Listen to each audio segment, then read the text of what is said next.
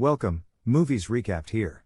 Today I'm going to explain a 2015 thriller film called Road Games. Spoilers ahead.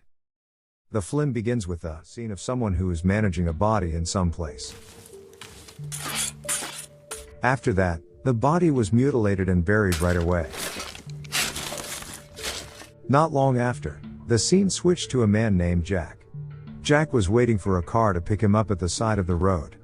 It's a bit strange when we can see there is a road sign that states to never give a ride to anyone on this road. It's not known exactly what that means, but it's clear that every car that passes on that road never gives Jack a ride. Both from newcomers and residents in the area. Jack, who was alone, could only surrender while suppressing his emotions. As time went on, Jack continued walking until he finally saw a man and a woman fighting. Ça va? Hey! Hey! From there, the man immediately left the two of them in the middle of the road. Upon further questioning, it turns out that this woman's name is Veronica, and she is a native French speaker. However, she is capable and fluent in English, while Jack is from UK and unfortunately, he does not understand French at all. Come on, what is wrong with these people? For your information, Jack was in France at that time. But unfortunately, when he was about to go home, he was robbed by thugs in the middle of the road. As a result of that incident, all of his money, a cell phone, and also a car he was driving were even robbed by the thugs. But fortunately, he still have his passport with him. On the other hand, Veronica lives alone and plans to migrate to another country because she has no one else in the area. She told Jack that both of her parents had died from a chronic illness. When night fell, they decided to spend some time in the woods. While heating up her body, Veronica told Jack that she had recently been practicing to make autographs. To make a long story short, in the morning, Jack woke up and he noticed that Veronica was no longer next to him. As it turned out, that woman was bathing at a lake. Jack, who saw that, immediately plunged into the lake as well. After bathing together in the lake, they continued their journey by walking along the roads in the area. Unexpectedly, just as they've given up on the situation, they come across a car that offers to take them for a ride. I can take you as far as I can, but not so far. However, Veronica didn't look happy at all, and she began to feel afraid of that man who intended to help them instead. By the way, this man is Grizzard. He is a native of the area, and he does not speak English very well. Therefore, he decided to take Jack and Veronica to stay at his house first, and meet his wife who previously lived in England. Well, Jack can't refuse the invitation and they immediately go to the man's house. Following that, Jack and Veronica, who had arrived, were immediately greeted by Grizzard's wife, Mary. From there, Jack was sent into his bedroom by Mary, while Veronica was sent by Grizzard to her bedroom. After Mary left Jack alone in the room, Jack, who was already tired, immediately lay down on the bed and promptly fell asleep. By the time Jack awoke, it was already nightfall. Then he was curious about a box that had Grizzard written on it. When the box was opened, there were several photographs from Grizzard and Mary's youth. It doesn't stop there, there's also a photo of a boy and a girl inside the box.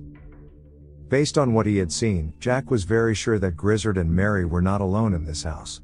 Despite this, neither Jack nor Veronica have seen a girl or a boy in the house. After a dinner, Jack purposefully approached Veronica, who was smoking on the terrace of the house. Well, to get closer, Veronica also told him that she used to have a brother. But sadly, her brother was run over by a tractor when the two of them were playing hide and seek in a field. Then, Jack returned into the house to accompany Grizzard to watch TV that night. At that point, Jack said that he had to leave Grizzard's house as soon as possible because he had to go back to England to meet his family. Plus, Veronica also plans to migrate to other countries to continue her life there. Not long after that, Jack asked about Grizzard's children, but Grizzard strangely responded that he had no children at all. Then, Jack begins to wonder whose child is in the photograph that he had seen in his room earlier. Of course, Jack was surprised by Grizzard's statement. But he didn't want to bother and went to sleep right away. When Jack awoke the following day, he took a shower before leaving Grizzard's house. However, the situation in house that morning was strangely quiet. Aside from that, Veronica was not there either.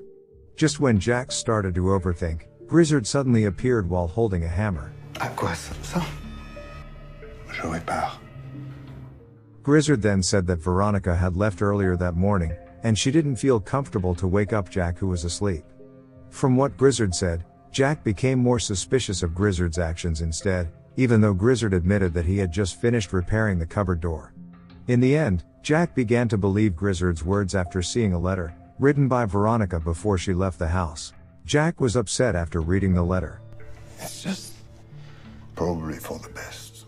Unexpectedly, from the letter, Jack began to realize. Unfortunately, just as he was about to realize the oddity, Jack was suddenly beaten by someone until he fainted at that moment. When he woke up, he had already been moved to a pickup car, which we had also seen at the beginning of the film. From here, it turns out that Jack was deliberately tied and kidnapped by a middle-aged man named Delacroix. Well, Jack immediately realized that he was already in a psychopath's lair. Ces pauvres bêtes sont tellement amochées que je peux rien en faire. Et puis, parfois... Furthermore, Delacroix also didn't provide more information and even fed him a plate of food. And it turned out that all of the threats Delacroix gave to Jack were nothing more than bluffs. No! Mais non, bougre d'imbécile. He simply did it to stop Jack from fighting him at the moment. After that, the rope on Jack's hand was untied, and Delacroix then took a photo of him with a camera. I'm not sure what is the point of taking his photo. Delacroix then carried him back into the pickup truck while put a duct tape in his mouth. It didn't stop there. Delacroix also intended to anesthetize him with a syringe he had prepared. Luckily, just as Jack was about to get an injection, Delacroix's mind drifted to the stove, which was still burning and emitting smoke. From there, Jack immediately tried to escape as quickly as possible, and went as far away from the man's target. After he walked far away, Jack eventually made it back to Grizzard's house. Then, he saw Mary and Grizzard again, who were getting ready to leave the house. After the two of them left, Jack went straight into the house in search of Veronica. And sure enough, Veronica was locked up in one of the rooms. Without further ado, Jack released her right away. But unexpectedly, Grizzard and Mary had returned to the house at the time. That girl cannot leave this house. Fortunately, they both managed to run away from the house. However, their escape was then realized by Mary and Grizzard, who had started to panic. In the end, they couldn't escape since they were just running, compared to Mary and Grizzard, who were chasing them using the car. As a result, Jack and Veronica have no other choice and forced to face Mary and Grizzard. Veronica still not giving up at that time, she then immediately brought Jack to run away to a cabin. They then decided to hide in that cabin. But surprisingly, the cabin turned out to be Delacroix's cabin, and he had also arrived to the cabin. Qui est là? Bon, arrêtez vos conneries maintenant. Delacroix, on the other hand, was confused after Veronica showed herself in front of him. At that moment, Jack threatened Delacroix with a shotgun, until he slipped and was stuck in a sharp iron. It's not known what Veronica was planning there, but it is clear that she has hidden Jack with a tarp. Moreover, Veronica was still not satisfied with Delacroix's death. She then stabbed a knife into his chest. After that, Grizzard and Mary entered the cabin. Grizzard then immediately spoke in French with Veronica. In French, Veronica referred to him as Dad. Mais tu veux jouer avec moi, papa, n'est-ce pas? In fact, he still be able to imagine the form of Veronica when she was a child. In other words, Veronica had been lying to Jack the whole time. Same goes to Grizzard, who had told Jack he didn't have a child despite the fact that Veronica was his daughter. At this point, it was revealed that Veronica was a serial killer who could kill anyone for no apparent reason. Moreover, Veronica had also brutally murdered her younger brother, and mutilated him after they had just finished playing hide and seek. So that's why at the beginning of the film, we are shown a body victim and a person who did it, and that person turns out to be Veronica. But unfortunately, since Jack had gone mad with this situation, he no longer wanted to listen to Mary and Grizzard's explanation, which is in fact their Veronica's parents. Unfortunately, Mary, who was just wanted to tell Jack in English words, was immediately beaten by Veronica until she fainted. Then, only Grizzard remained at that point. Grizzard couldn't do anything else at the moment, and he also had no other choice and could only just give up after being left by Veronica and Jack.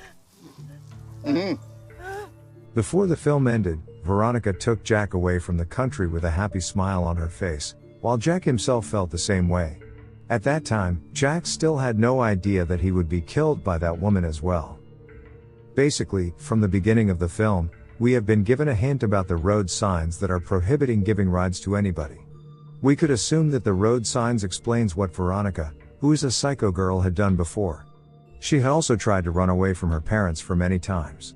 Until Grizzard was forced to put up the signboard, so that his daughter would not being offered a ride out of the area. It didn't stop there. Grizzard and Mary done it because they didn't want their child to be imprisoned. On the other hand, they also don't want any more deaths, which keep increasing every month. Therefore, Grizzard is willing to pay Delacroix, who works as a butcher, to drug Jack and take him to a port. Honestly, I wonder why Grizzard, Mary or Delacroix didn't tell Jack right away that Veronica was a murderer.